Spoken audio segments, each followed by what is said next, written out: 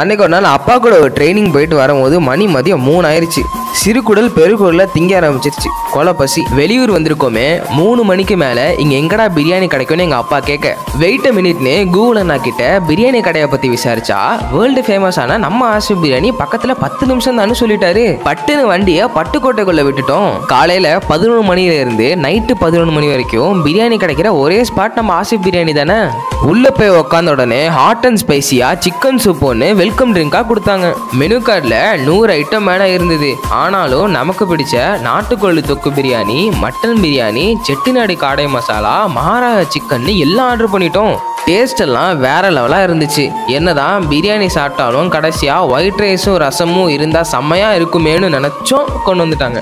நம்ம பட்டுக்கோட்டை ஆசிப் பிரியாணியில் white rice, ரசம், கேர்டுன்னு எல்லாமே கிடைக்கும். இது மட்டும் இல்லாமல் இவங்க கிட்ட பல விதமான பரோட்டா டிஷ்ஷஸும் செம்ம ஃபேமஸ்.